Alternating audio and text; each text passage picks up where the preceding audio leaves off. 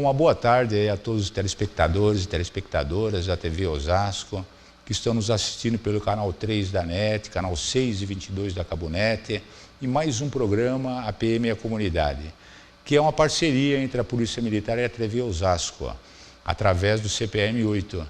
E eu queria também parabenizar aí o Paulo Contim, que gentilmente aí, nosso anfitrião, nos cedeu esse espaço para que possamos passar algumas informações úteis, informações que possam contribuir com a sociedade da região de Osasco.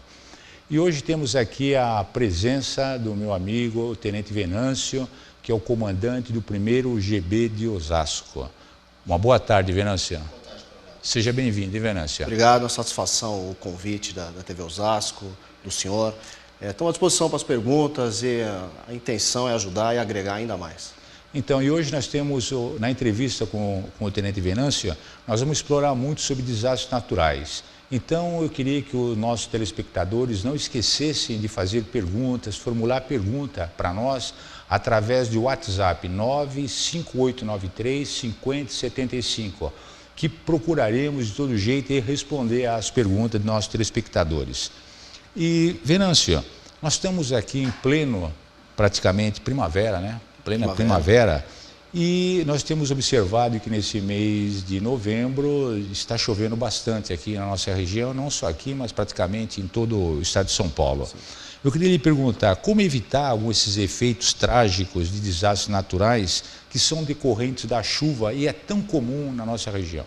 Bom, Coronel, o Corpo de Bombeiros ele acaba atuando na questão emergencial, né? Na questão quando já acontece aquela tragédia, aí sim nós acabamos sendo acionados. A dica que a gente dá para essas populações que eventualmente moram em algum local que já se tem o conhecimento que é suscetível ao desmoronamento, a desabamento, lugar de encosta, é que no primeiro sinal a pessoa se retira da sua residência.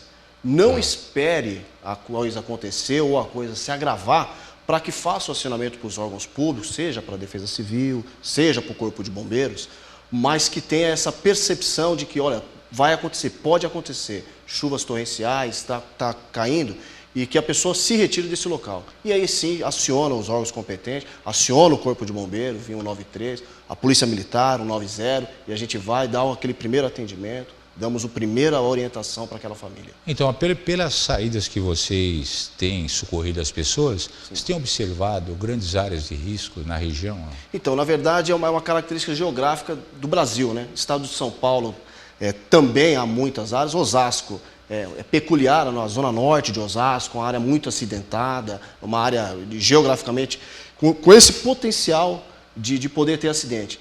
O que a gente pede e a gente orienta a população, olha, não espere acontecer. No primeiro sinal de um barulho, de uma trinca, olha, um movimento de terra, eu acho que pode ser, se retire sua família, acione o Corpo de Bombeiros, acione a Defesa Civil e a gente vai dar um parecer técnico, algo mais seguro, para que não se aconteça uma tragédia, não se tenha mais problemas. É porque nós temos observado aqui que, às vezes, famílias, praticamente famílias inteiras, por questões sociais, de desemprego, elas acabam aí fixando residência nessas áreas de risco. Sim. O que é bastante comum, digamos assim, não só aqui na região, como praticamente todo o estado de São Paulo, no Brasil, né?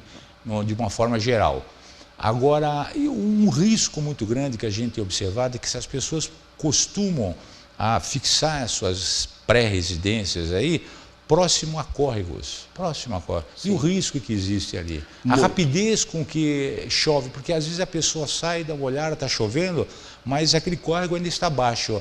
E o tempo para que ele transborde é muito rápido, é demorado, dá tempo da pessoa sair, levar suas coisas. Coronel, bem lembrado, não dá tempo. As pessoas que moram, não dá tempo. Ela acha que dá tempo, ela tem aquela imagem de que quando começar a chover, quando chegar a 20 centímetros de água no solo, eu vou conseguir sair. Não dá tempo. A gente tem tido históricos aí de famílias, de pessoas que eventualmente perderam entes queridos, que ele, na informação, conversando, que ele falou, olha, estava pouca água, estava chovendo, a gente achou que não ia ser tanto, e quando foi ver, foi tomado pela chuva, foi tomado pela enxurrada, pela enchente. Muito rápido, então. Muito rápido, entendeu? Ela tem aquela falsa percepção de que vai dar tempo, e não dá tempo. Nossa, gente. E pelo atendimento nesse mês aqui, o mês passado, foi grande número de ocorrência? Até que não foi. Daqui para frente, até março, dezembro, janeiro, fevereiro e março, é que são o pico das chuvas, né? Então é importante, né, as pessoas que nós estão nos assistindo agora, que tenham essas informações como alerta e evitar, não é verdade? Evitar essas áreas de risco. Agora, fora essas localidades aí onde há córregos, que outros tipos de localidades aí que também tem um risco preemente aí, por exemplo, de um desabamento? Geralmente, coronel, o que acaba tendo assim, o mais acionamento do Corpo de Bombeiros, as equipes de resgate, as equipes de busca e salvamento, são grandes avenidas que elas são, na verdade, numa baixada.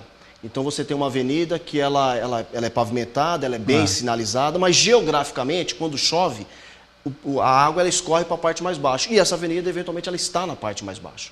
Então, são os lugares que nós temos em alguns pontos na nossa região que são suscetíveis a enchentes, né? E a gente pede, uma das dicas que o Corpo de Bombeiros dá, que a Polícia Militar dá, que a Guarda Municipal do município dá, que a Defesa Civil também orienta, num primeiro instante, um congestionamento, começou a chover, você está numa avenida, começou a chover, parou, você tem a percepção que aquilo vai se perdurar, saia do veículo. Mas como é que as pessoas ficam sabendo disso? Através da comunicação do rádio, por causa das emissoras de televisão? Um dos pontos que a gente reputa como um dos mais importantes, né? Qualquer veículo, qualquer automóvel hoje, ele tem um rádio, ele tem uma emissora preferida do cidadão. E quando está chovendo, certamente vai estar se falando, se ventilando, olha, em tal região está chovendo, chuvas torrenciais, olha, grande tempestade. Então a pessoa tem que estar ligada a isso. E principalmente se ela mora já num local que já é de conhecimento, que aquela avenida ela alaga, que aquela rua ela enche de água. É porque nós temos observado, e a gente olha no cotidiano, através da própria imprensa, que algumas pessoas às vezes vão passar por um determinado local.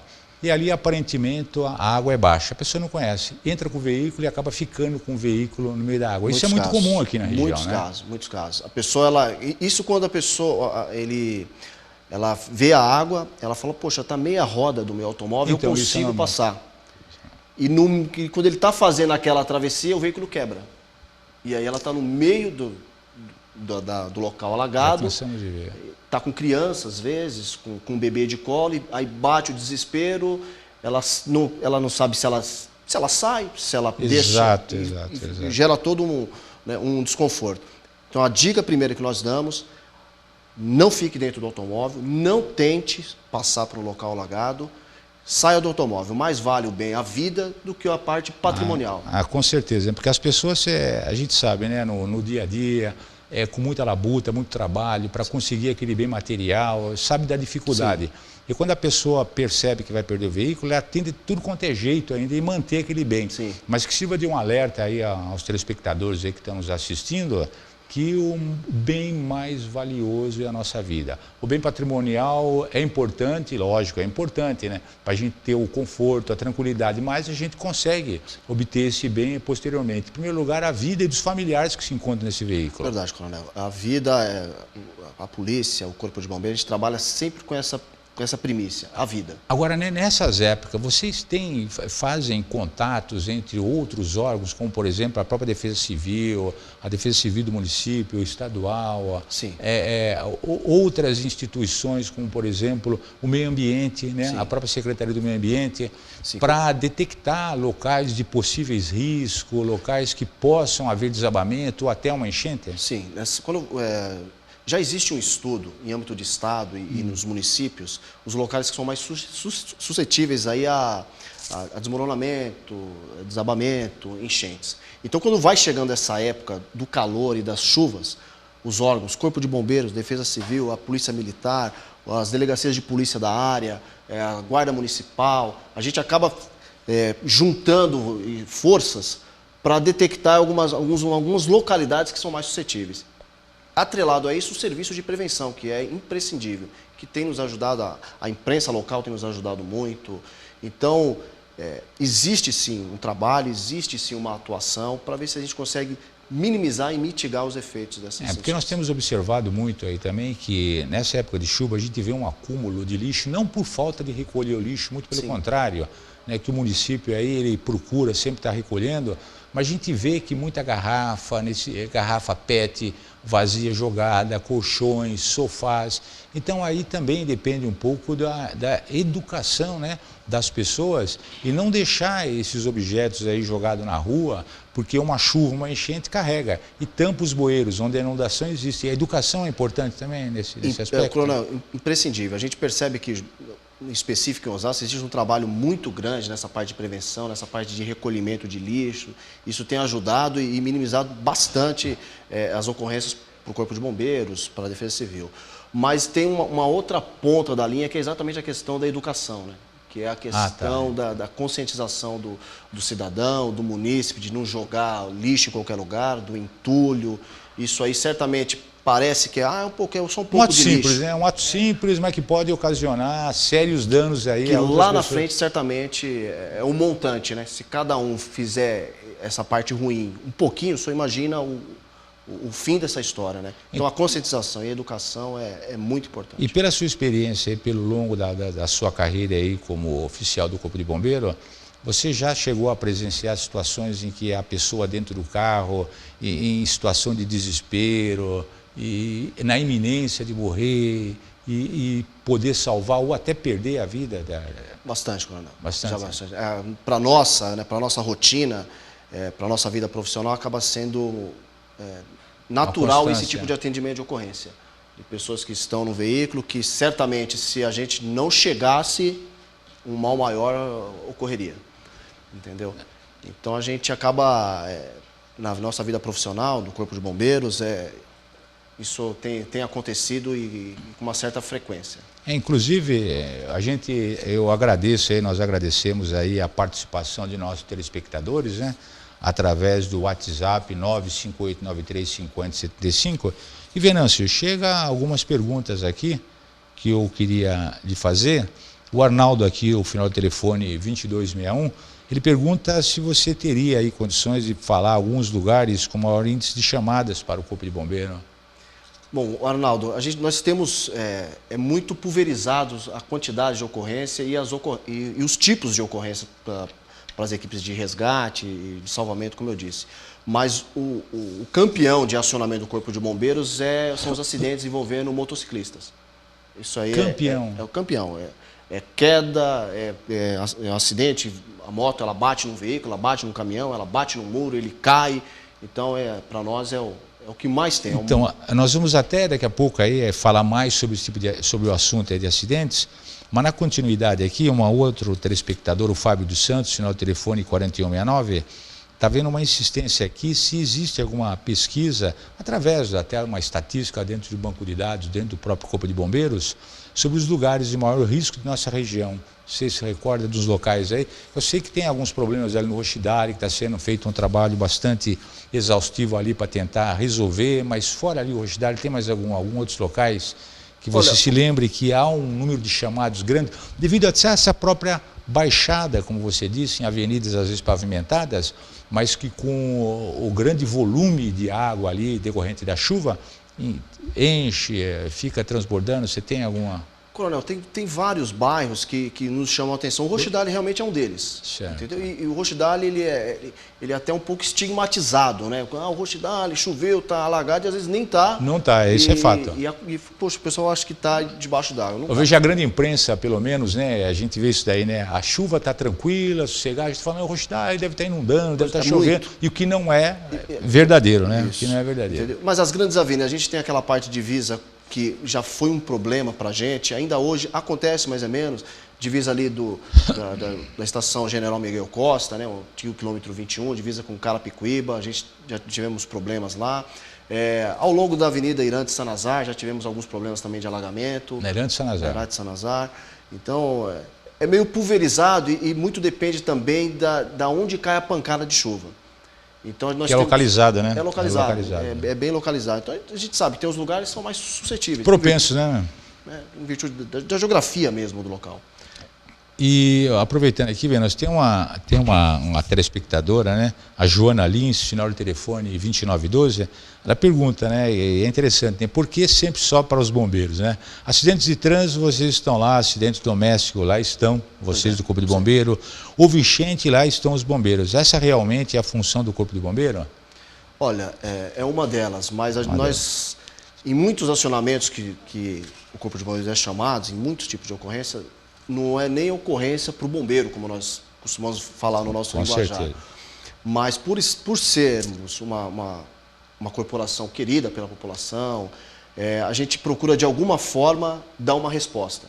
Ainda que não seja um problema policial, ainda que não seja um problema do Corpo de Bombeiro, mas a gente acaba dando um direcionamento para aquele cidadão. Fala, isso aqui é um problema de fórum, meu senhor, isso aqui é um problema na prefeitura, isso aqui é um problema que o Corpo de Bombeiro vai te resolver. Então a gente procura dar essa resposta para o cidadão. E aí acaba caindo com certeza, porque nós observamos que trabalhamos no policiamento ostensivo preventivo e de repressão imediata, a gente verifica que o número de ligações, às vezes, no Copom 190 da região do CPM 8 em Osasco, é lá que é a 190 que as pessoas chamam às vezes primeiro, né? Está inundando, está chovendo, precisa resgatar meu cachorro, então a polícia já encosta e concomitantemente é acionado também o Corpo de Bombeiros.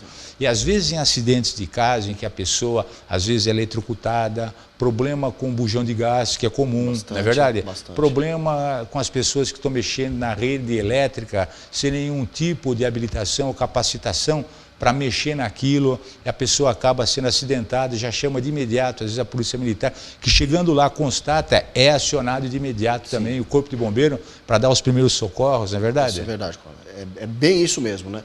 E assim, o que a gente acompanha nas ocorrências que somos acionados, na verdade o Corpo de Bombeiro acaba sendo a segunda equipe a estar no local. 99,9% é uma viatura do policiamento, uma viatura de radiopatrulha que já está lá ou que já viu, que já deu orientação. Que está mais próxima ali, né? Que está mais próxima, é a primeira a chegar. Inclusive tem mais uma pergunta aqui da Cristiane Aranera. O final do telefone é 4297.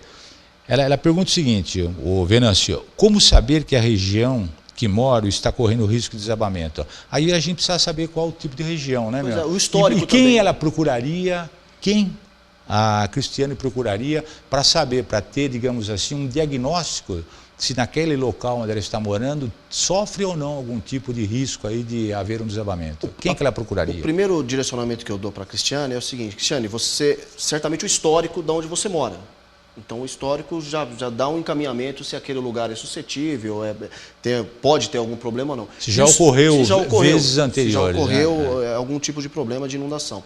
E o outro passo é a Defesa Civil Municipal. Certamente eles têm dados, eles têm estatísticas, eles têm as orientações técnicas a respeito.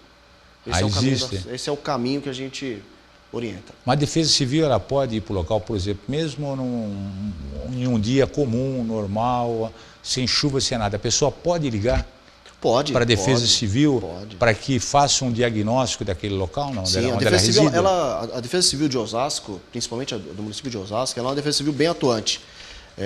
E eu tenho certeza que se você fizer um contato com eles e pedir uma orientação da onde mora, se é um lugar problemático, se pode ter problema, certamente eles vão ter uma resposta. Resposta de técnicos, de engenheiro, de técnicos principalmente que trabalham e lidam com a questão do solo.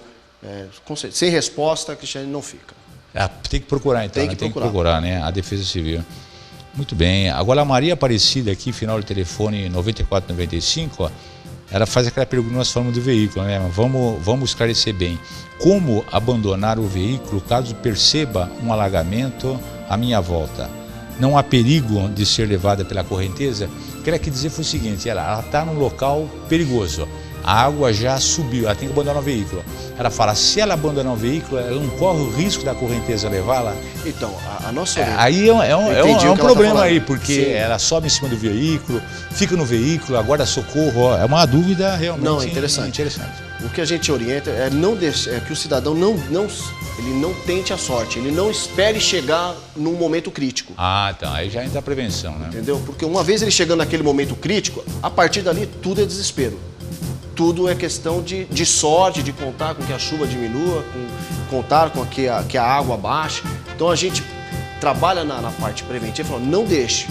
Vislumbra que pode, que conhece a avenida, que a água está subindo, saia do seu veículo automaticamente, abandone o seu veículo.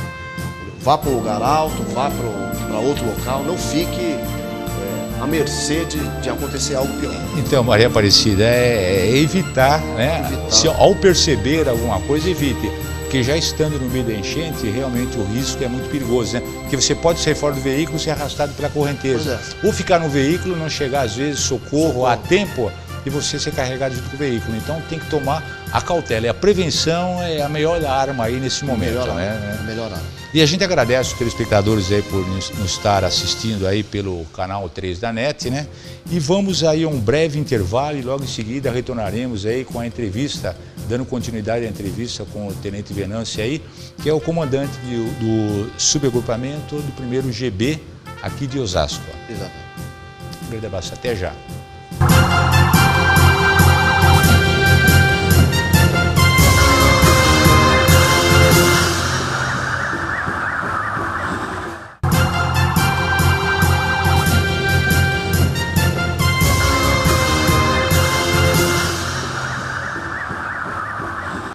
Bom, estamos de retorno aí ao programa APM e a Comunidade e hoje o assunto está sendo bastante interessante, Venâncio, bastante atrativo, né? Tem várias pessoas fazendo aí questionamentos aí com relação ao tema que está sendo abrangido e eu dou um alô aí para o Carlos Sampaio, final de telefone 4908, sentindo a falta do Coronel Ernesto. Realmente o Coronel Ernesto hoje não pôde comparecer.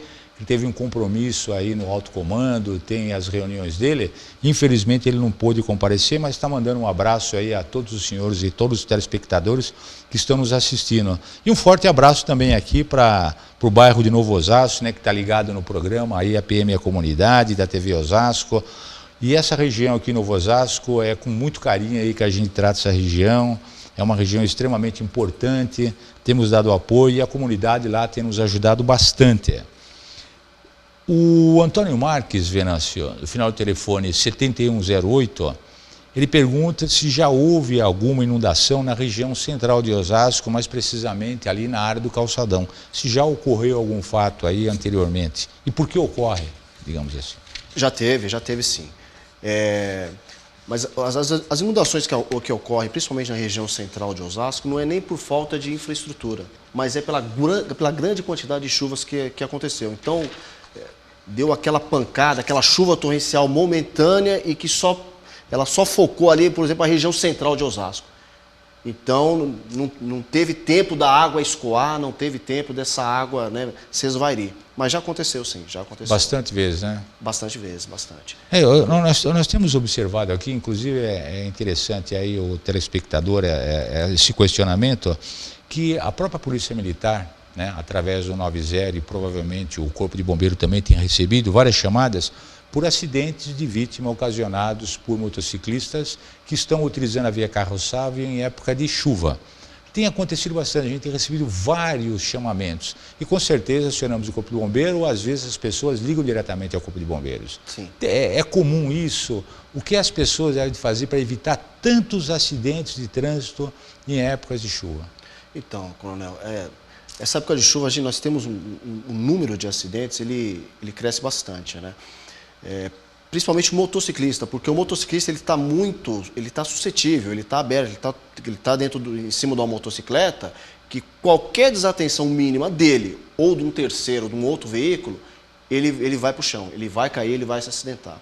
A dica que a gente dá é assim, se possível, se tiver condição, o motociclista não ande na chuva. A gente sabe da correria, a gente sabe, como o senhor falou mesmo, do dia a dia, da labuta, a gente sabe que é um pouco difícil isso. Mas se possível for, principalmente para o motociclista, se ele conseguir se programar para sair um pouco depois, ou sair antes, ou durante a chuva, ele ter aquele intervalo e pelo menos a chuva diminuir, para nós é interessante, porque são muitos acidentes nessa época. Ou não correr também, né? Porque a gente vê, às vezes, tem época de chuva e as pessoas em uma velocidade totalmente incompatível. Não com a pista, né? Às vezes a pista até ela suportaria, mas devido ao estado em que se encontra, com a chuva molhada, E tem aquele problema da terraplanagem. Qual é o nome que se dá? Aquoplanagem? Não sei se é comum isso aqui, não, né? Eu acho que é mais em rodovias, em estradas, né? Acontece também, porque na Osasco, principalmente Osasco, as principais vias, as principais avenidas, elas são bem, como eu falei, elas são avenidas bem asfaltadas, bem sinalizadas, mas acontece. O que a gente percebe muitas vezes é a questão, um pouco da desatenção, com um pouco daquela questão eu preciso chegar no local, eu tenho que chegar rápido, né? E a chuva, a questão da visibilidade fica muito prejudicada, e o cidadão ele acha que dá, e quando vai ver está se envolvendo num acidente de trânsito, está se machucando, está tendo... É não ter pressa, então, não ter pressa, é ser cauteloso, tranquilo, espera passar, não arrisca. Porque a gente já observou pessoas com a moto passar em locais alagados e logo na sequência vem um ônibus, ou um caminhão pesado, ó, e aquela onda que se forma carrega, né? Isso. Motociclista e moto. Isso é muito comum, que eu já cansei de... Principalmente na questão também, Coronel, aquele negócio que eles chamam do corredor, né? Entre um veículo e um outro veículo. Isso é um problema sério. Então é detalhe, é preocupante, e fica essa dica. A atenção, a programação e, se possível, evite. Viu, Venâncio, nós temos agora, que é o mês de novembro, dezembro, com certeza vamos ter chuvas torrenciais aí, chuvas rápidas, né? Mas com muito raio, né? Há uma tendência. Aqui na região tem ocorrido situações em que as pessoas tenham sido atingidas aí por raio, por fenômenos. E como evitar isso daí, por exemplo? O que a pessoa deve fazer naquele momento que ela está andando numa rua com uma sobrinha e de repente aquela chuva, muitos relâmpagos, o que a pessoa tem que fazer, entendeu? E se há situações em que ultimamente vocês chegaram já a atender esse tipo de ocorrência? Coronel, os acionamentos do Corpo de Bombeiros com relação a raios, na nossa região, eles não são rotineiros, nós não temos essa problemática. Mas a gente sabe que isso é uma problemática no estado de São Paulo, existe bastante, e se falando de Brasil, muito mais, entendeu? Agora, a dica que nós damos é o seguinte: jamais fique numa chuva, num toró, como a gente fala, embaixo de árvores, embaixo de antenas, que eventualmente a pessoa, eu vou ficar aqui porque eu estou protegido. É exatamente o contrário.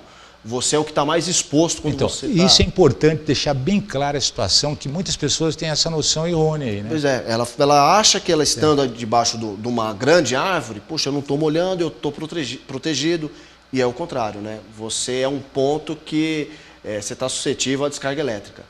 Né? Não temos esse problema com rotina, como eu falei, em Osasco, na região. Mas é muito comum, o resgate ser acionado para esse tipo de ocorrência, as equipes de SAMU ser acionado. Então fica essa orientação. Procure um lugar abrigado, uma residência, um local que seja realmente seguro. E o carro, é seguro o carro? Estar dentro do carro nesse momento? É mais seguro do que você estar numa árvore, do que você estar próximo a uma antena. É mais seguro. O interessante é que você também saia do veículo. Se você puder, entendeu? Tem toda uma questão de preservação, né? E se você ponderar entre uma árvore e um veículo, eu fico dentro do veículo, com certeza, né? Mas a orientação primeira, pessoal, árvores e antenas, não fujam disso. Mesmo que aquele raio caia na árvore, mas chega a atingir a pessoa, mesmo ela não estando encostada na árvore, na rua, o que ocorre ali? Na verdade, a descarga elétrica, ela acaba andando sobre a água, que é um bom condutor de energia. Então, a pessoa ela está próxima da árvore, aquela descarga ela dá em cima daquela árvore, que é aquele ponto que está suscetível ao raio, e aquela parte de energia, ela acaba dissipando, e quem estiver próximo certamente vai sentir aquela descarga elétrica. Olha, interessante, viu? E eu agradeço aí aos nossos telespectadores aí que estão enviando aí várias perguntas aí através do WhatsApp 95893-5075. Tem uma pergunta aqui, Venâncio, que da Polícia Militar dá para me responder aqui. Tenente Venâncio, os bombeiros fazem quantos partos por mês? E os policiais militares fazem quantos? Isso me parece ser bem comum nas duas entidades. Não? Quem pergunta é o Lucas Bofo, final do telefone 4479. Com certeza, viu, Lucas? O número de partos realizado pela Polícia Militar na área assistencial é bastante grande mesmo. Aqui na região do CPM 8, se eu não me engano, no mês de agosto ou setembro, foram 6, 7, 8 partos. Não em Osasco, mas sim em toda a região abrangida pelo comando do CPAM-8, que está sob o comando do Coronel Ernesto. Então é grande. E o Corpo de Bombeiros, com certeza, não sei se você teria os números, mas também é bastante comum, né? Coronel, nós não temos os números, mas são bastantes. São bastante partos realizados. Às vezes ocorrências que nós chegamos e o policiamento já está fazendo o procedimento, é muito comum isso, né? E o policiamento acaba terminando de auxiliar aquela mãe, realizando aquele parto. É muito comum. Eu já tive a oportunidade, né, de participar aí dos partos, realmente é extremamente gratificante, né? Muito gratificante, porque você está naquele momento ali bastante tenso, mas ao mesmo tempo você está vendo uma vida surgir, né? É uma situação extremamente ímpar. E você fica praticamente vinculado, né, àquela mãe, àquela criança, porque você viu o nascimento ali de uma vida, né, que é a coisa mais linda do mundo. Então, emocionalmente, a gente fica bastante satisfeito, né? E eu agradeço aí a pergunta do Lucas Bofo, né? Uma outra pergunta aqui também, ô Venâncio. Quais são os casos mais inusitados que o Corpo de Bombeiros já atendeu? Quem faz essa pergunta é o Carlos Cunha, o final do telefone 0961. Deve ter casos inusitados interessantes. Um que eu vou citar, que eu vi recentemente, um marginal ao tentar pular uma casa aí com aquelas lanças, né? Ele entrou no corpo, ficou preso ali, o Corpo de Bombeiro foi para o local. Eu vi um trabalho imenso, teve que serrar a grade, não deu nem para tirar. Ele foi conduzido aí na ambulância até o hospital para poder retirar. Mas vocês devem ter vários casos aí inusitados aí, né? Temos, Coronel. Assim, nós temos casos inusitados, nós temos ocorrências que chamam um pouco mais a atenção, que afloram um pouco mais da emoção ali do profissional, porque por mais que nós trabalhamos ali com aquela rotina, já sabendo o que pode acontecer, acaba sendo uma rotina nossa, operacionalmente falando, mas tem muitas ocorrências que você fala, poxa vida, hoje foi diferente, né? Hoje foi isso não é comum. Ocorrências envolvendo crianças são muito... É diferente, a gente fica muito sensível, entendeu? Ocorrências onde há um acidente de trânsito em que você tem várias vítimas presas nas ferragens, também é delicado, né? Então, não dá para dizer uma ocorrência, mas a natureza de algumas ocorrências que são realmente marcam mais, né? Que ficam... Eu também, ocorrências às vezes até com animais também, né? Sim, com animais. Animais também você fica bastante... Porque parte de incêndio nossa, né? Existem... Às vezes a população acha que não, mas existem muitos incêndios em residências, são bastante aqui na nossa região. Então, aquelas ocorrências em que você chega na residência e, por exemplo, a casa em chamas, e você falou, não tem ninguém aqui, não tem ninguém. Quando você vai ver, tem uma pessoa dormindo. Aí você falou, mas como é que não pode? Acorda? Então, é isso? Pois é. O que acontece? A pessoa ela acaba desfalecendo, ela asfixia. É comum isso? É comum, e ela não percebe. Ela literalmente falece dormindo. Ela não acorda. De respirar o monóxido ela vai respirando de carbono. aquele monóxido, ou o produto que estiver queimando lá. E ela... Mas a pessoa não chega nem a ter uma rápida consciência de... Não, nada. A pessoa morre. É triste, né? Então, são o tipo de ocorrências que nós acabamos assim, falando, poxa, chegamos, conseguimos debelar o incêndio, conseguimos salvar aquele senhor, aquela senhora, aquele jovem. Mas aquele... Que certamente ia ter um final trágico. É triste mesmo, é que sirva de alerta, né, a todos os nossos telespectadores aí que nos estão assistindo, para evitar, inclusive, velas, né, Sim. Velas, que a gente vê muito caso, eu pelo menos vi muito. Instalações elétricas, né? Isso é muito importante. Eu queria que você falasse alguma coisa sobre instalações elétricas que tem. Temos. Na verdade, grande parte das ocorrências nossas envolvendo incêndio, em residência, em casas, em comunidades, são provindas de exatamente instalações elétricas que nós chamamos de gato. Entendeu? São a maioria esmagadora, o início se deu ali, naquela voltagem que o cidadão achou que dava certo, não observou a amperagem, não observou a quantidade de eletrônicos que ele ia usar, né? Ele vai trabalhar e deixa tudo aquilo ligado. E aí, quando volta, já porque são informações técnicas, é bom deixar bastante claro ao nosso telespectador, Porque às vezes parece uma coisa muito simples, né? Aparentemente simples, ou puxar um fio, mas existe toda uma distribuição de cargas elétricas, né? Aquela fiação compatível, o tipo de material. Então, o ideal é consultar sempre um técnico, um engenheiro, uma pessoa que conhece realmente. Sim. Porque sobrecarregando a rede, com certeza vai haver um sobreaquecimento aí de determinado tipo de fiação e acaba ocasionando um incêndio, né? Verdade. E quase sempre fatal, infelizmente. Às vezes é fatal, né? Viu, Venâncio, o Antônio Campos aqui, o final do telefone 8791, ele fala o seguinte, que não seria o caso de, através de vistorias, já tirar as famílias das regiões de risco antes mesmo dos alagamentos?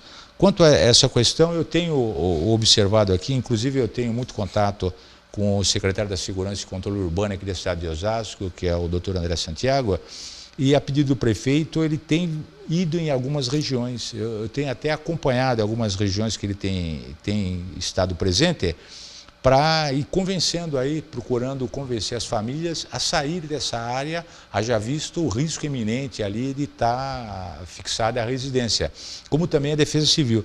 Mas eu garanto, tem certas situações que as pessoas realmente não querem sair mesmo, hein?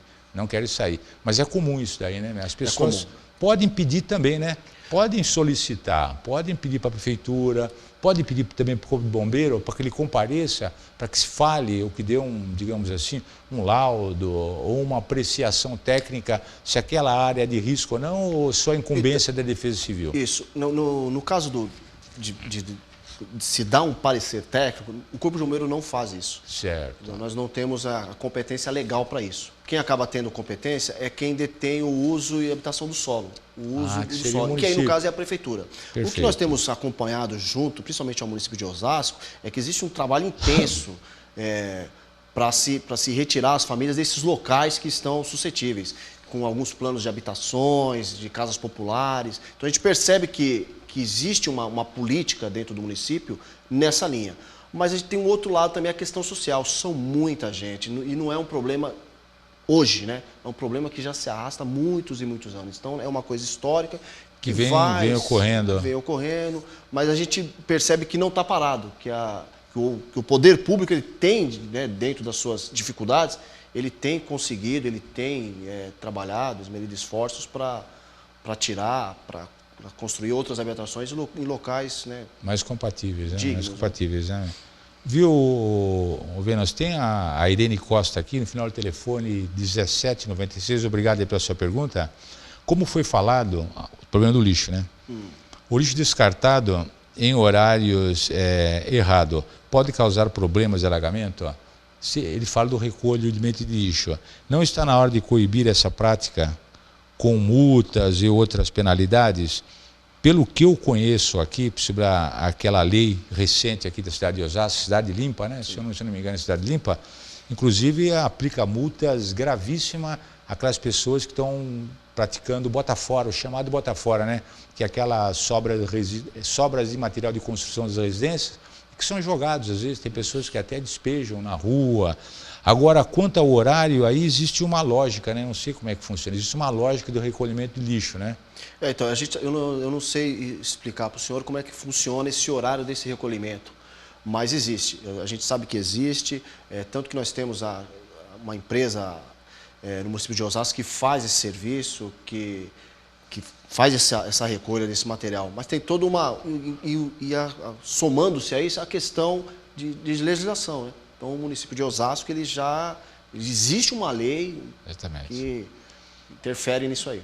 Porque as pessoas às vezes saem para fora e deixam aqueles sacos de lixo, né, encostado às vezes no muro, coisa parecida, e se vem uma chuva torrencial, não resta dúvida, né, que vai carregar mesmo, né? Vai carregar. Por isso que é interessante acomodar, né, ter um local próprio para acomodar o lixo, acima da calçada. Sim. Eu não sei se é legal ou não, mas eu já vi várias residências com um suporte, né, preso ao muro, onde é acomodado o lixo, para evitar aí que ele seja carregado pela chuva, não é verdade?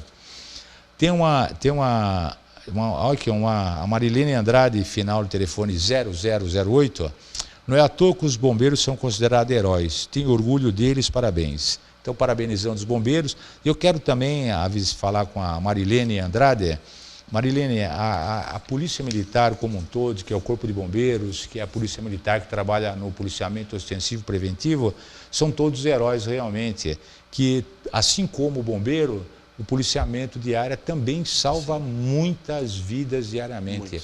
Ao abordar uma pessoa, tirar uma arma de circulação, né, que é comum, ao prender um marginal que está praticando um crime na iminência ou na iminência de praticar um crime, nessas ocorrências em que a gente vê, às vezes, vizinhos brigando, aí o policial, ele chega, ele é, digamos assim, um conciliador, né? Ele vai tentar conciliar as partes, procurando indicar o caminho mais correto, se a justiça, se a delegacia de polícia, através da polícia civil, que é a polícia judiciária, para fazer uma apuração. Então, a verdade é que a polícia militar, né? A polícia militar como um todo, né, ela salva vidas. A gente agradece muito aí a participação da Marilene, e em especial o bombeiro, né, que o bombeiro realmente ele é mais visível, digamos assim, né? Sim. Muito mais visível. Eu agradeço as palavras da Marilene, mas é como o coronel disse, né? A Polícia Militar como um todo, ela é uma corporação que ela tem no seu DNA salvar vidas, né? Com certeza. Se nós computarmos o tanto de pessoas que nós ajudamos, que nós salvamos ao longo do ano, é impressionante. Porque o estado de São Paulo, então, é impressionante. Impressionante.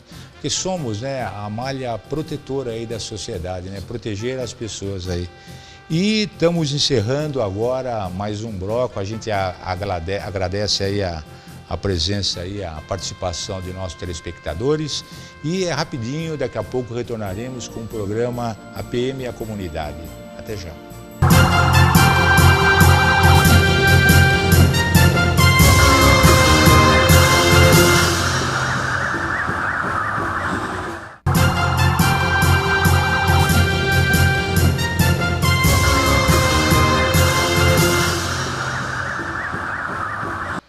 Estamos retornando aí ao programa A PM e a Comunidade, e a gente só tem a agradecer aos nossos telespectadores que estão nos enviando várias perguntas aí, que são assuntos realmente de interesse público, não é verdade? A segurança pública, o Corpo de Bombeiros, assim como o choque, a Polícia Militar em si, o sistema de segurança pública, né, no estado de São Paulo, é extremamente interessante aí, alguns esclarecimentos que a gente tem dado aí aos nossos telespectadores.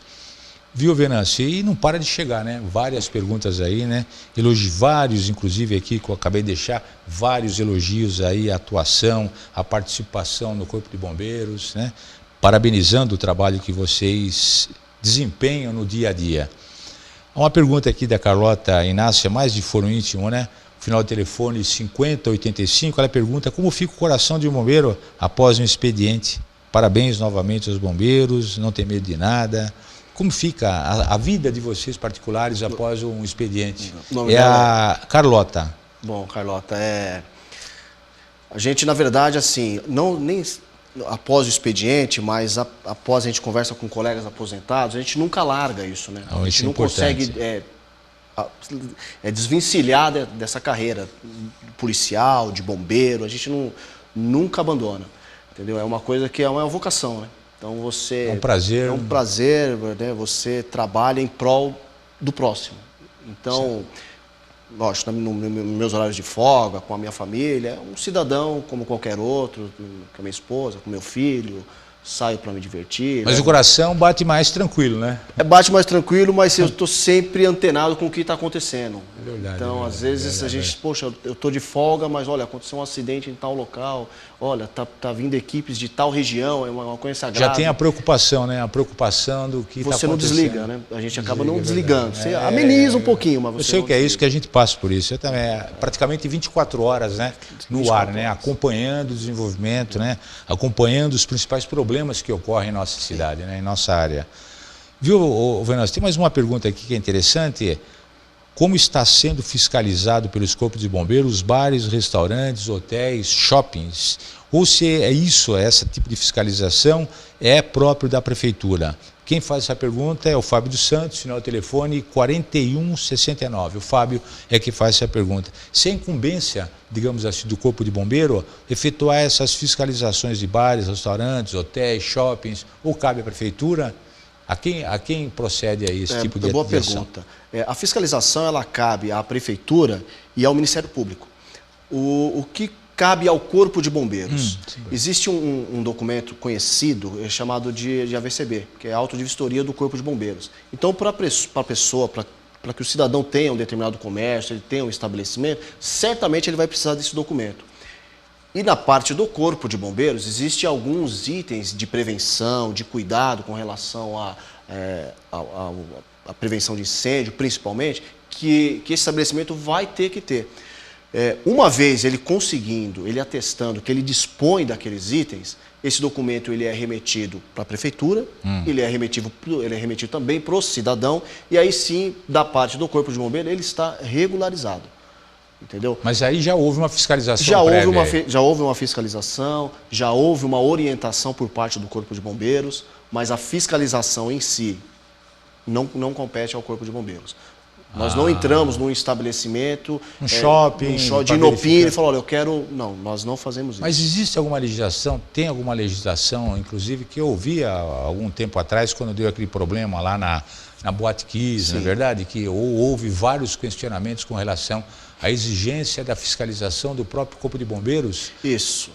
O que se caminha para hoje é uma nova legislação que nos dá o poder de polícia com relação a esse tipo de fiscalização. Certo. Essa legislação ela já está para sair, ela já está para ser publicada, e aí sim vai mudar um pouco a característica do que o Corpo de Bombeiros vinha fazendo para o que fará. E uma delas vai entrar nesse item, de uma fiscalização mais incisiva nos estabelecimentos. Não tendo...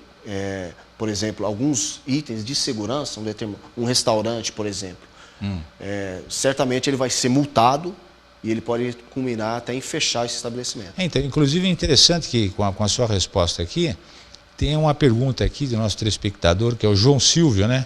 Final do telefone 3999. Ele fala o seguinte: para ter um alvará, que vem quando alvará, o que ele pergunta, para ter um alvará de funcionamento de um negócio, quais são os principais requisitos para que se recebam o ok dos Corpos de Bombeiro? É o Jorge Silva quem faz essa pergunta aí. O Jorge Como é? Por exemplo, eu preciso ver o tipo de atividade que ele vai... Exatamente, nessa linha. Jorge, você precisa saber, primeiramente, vou ser bem genérico, precisa saber exatamente o que é esse estabelecimento, certo, o tamanho desse estabelecimento, e a gente trabalha com uma coisa que nós chamamos carga de incêndio. Então, por exemplo, um restaurante, ele tem as suas peculiaridades diferentes de um prédio de escritório, diferente de um hospital, de uma escola. Uma boate, uma lanchonete. Pois então, cada estabelecimento ele tem a sua característica. O que a gente... E sem dizer o tamanho, né? Porque até 750 metros quadrados é um determinado procedimento. Repete, qual é a metragem? 750 metros quadrados de área construída. Área construída. Existe a gente trabalha como se fosse por faixas. Então, por exemplo, até 750 metros quadrados, num determinado estabelecimento, ele vai precisar de alguns itens mais tranquilos, mais fáceis de ser adquiridos. A partir daí, vai depender muito do que é esse estabelecimento, se vai precisar, por exemplo, de hidrante, se vai precisar, por exemplo, de chuveiro automático, que são os sprinklers. Né? O que eu oriento ele? Entre no site do Corpo de Bombeiros, lá existe um ícone para obtenção de AVCB. Qual é o site? Poderia passar para o nosso telespectador? É o mesmo da Polícia Militar, www.policiamilitar.sp.gov.br. Você entra no link Corpo de Bombeiros. Do Corpo de Bombeiros, e lá você vai ter algumas dicas e o que você precisa para que se tenha o AVCB do seu estabelecimento. Documentações que as pessoas geralmente necessitam. Algumas documentações precisa ter, que é, por exemplo, alguns documentos que são de competência de engenheiros, que precisa assinar, que ele possui o CREA, ele tem algumas definições que o engenheiro ele atesta e ele capacita que aquele estabelecimento está em condição. Mas o caminho que eu posso falar para ele, entre no site da Polícia Militar, entre no site do Corpo de Bombeiros, e dependendo do que for o seu estabelecimento, você certamente vai ter um direcionamento do que precisa, as taxas que eventualmente têm que ser recolhidas, entendeu? Vai por aí. E aqui na nossa região, quem que emite esse AVCB? Na nossa região, o caminho é o 18º Grupamento na cidade de Barueri. Então, qual o endereço lá? Lá é Rua da Prata 193. Rua da Prata 193. Isso. O que acontece? Temos o comandante lá, o Coronel Lago, nosso amigo Coronel, um grande abraço a ele por ter permitido aí, inclusive, a sua participação, hein? Um grande abraço. Então, o que acontece? Qualquer cidadão que tem interesse de obter o seu AVCB, de regularizar a sua edificação, o primeiro caminho realmente é correr atrás do AVCB. Poder deixar o seu estabelecimento regularizado. Na nossa região, isso é concentrado em Barueri, no município de Barueri, na sede do 18º Agrupamento de Bombeiros. Então, toda a documentação que eventualmente você precisar, você tiver que levar, tem que ser levado lá. E ele esclarece o que precisa, o que está faltando, orienta. Entendeu? Não é no município de Osasco, não é nos outros quartéis da nossa região, Cotia, Embu das Artes, Tapecerica. Isso é muito importante. Nosso telespectador está ouvindo aí, que tem que ser lá mesmo. Tem que ser em Barueri, na sede, que ser em Barueri. Entendeu? E lá, horário comercial, se eventualmente tiver alguma dúvida, os profissionais vai receber todos. É interessante, começamos agora há pouco aí com os intempéries da natureza, né, discutindo sobre chuva e já estamos sobre o problema do AVCB. Mas estamos, lógico, o importante é esclarecer nossos telespectadores aí sobre todas as dúvidas que tenham com relação aí ao trabalho, né, e os serviços que são prestados aí pela magnífico Corpo de Bombeiro. Uma pergunta aqui interessante também, que uma professora aqui, a professora Lúcia, uma boa tarde, Lúcia, final do telefone 0901, ela pergunta se é possível levar uma garotada, umas crianças, precisa ver, acho que a faixa etária aqui, né, para conhecer um batalhão do Corpo de Bombeiro, como proceder, como fazer. Que também é uma pergunta que eu até ia te fazer também, que tem bastante gente perguntando. Professora Lúcia, né? Professora Lúcia. Bom, professora Lúcia, é muito simples, apenas, dependendo da quantidade de alunos, eu peço para que você faça um contato com a gente. Se for no município de Osasco, nós temos o quartel de bombeiros em Osasco, com o qual inclusive eu trabalho. Se for em Barueri, é o mesmo procedimento. Se forem poucas crianças, no máximo eu tenho 5, 6 crianças, o quartel está aberto. Isso olha que bacana. O quartel está aberto. Aliás, a gente recebe muitas crianças. Mas ela, no caso, o que a Lúcia teria que fazer, a professora Lúcia? Ela ligaria, ela iria aqui no... Isso, faça um contato com a gente, com o quartel do Corpo de Bombeiros em Osasco. Eu não sei se ela é de Osasco. E as portas estão abertas. Pode chegar lá, a gente conversa, vê direitinho a faixa etária, né, o que realmente, o horário, porque às vezes as viaturas que estão à disposição, existe todo um fascínio da criançada pelos bombeiros, né, pelos caminhões do Corpo de Bombeiros. Então, você tem uma ideia, a gente às vezes estamos trabalhando e para um ônibus cheio de criança, e desce aquela garotada toda. É bacana, é muito bonito. Para querer colocar um capacete, uma capa de incêndio, subir no caminhão, tocar uma sirene. Olha aí, ô Lúcia, que bacana aí, ó. Como você fala aqui, a garotada, não, tranquilo aí, a garotada pode sim, com certeza aí, estar lá no quartel do Corpo de Bombeiros, que eles terão o máximo prazer em receber essa garotada aí maravilhosa, cheia de energia, né? Agitação, muito bacana mesmo. Uma outra pergunta, Venas, que não para de chegar perguntas aqui. Olha que pergunta interessante, se há caso de explosão de botijão de gás, se é comum. Quem pergunta é a Sônia, final do telefone 1414. Obrigado, Sônia, por nos fazer essa pergunta. Se é comum caso de explosão de botijão de gás aqui na região, ou se há realmente explosão de botijão de gás? Não, nós não temos ocorrências envolvendo, nós não temos o histórico, né, envolvendo explosões. Acontece em casos muito Mas esporádicos. A explosão em si, o botijão de gás, ele explode? O que nós temos com relação ao botijão de gás são vazamentos. Então, qual a diferença entre vazamento e explosão? Porque as pessoas imaginam, se está pegando fogo ali numa casa, aquele bujão aquece, ele explode e arrebenta toda a região. É isso que acontece ou não acontece isso? Ou tem uma válvula que vaza? É isso que é uma dúvida muito grande aí. O que acontece é o seguinte, o que nós temos bastante é o vazamento do GLP. Vazamento. O vazamento desse gás de cozinha, como ele é conhecido. Bastante.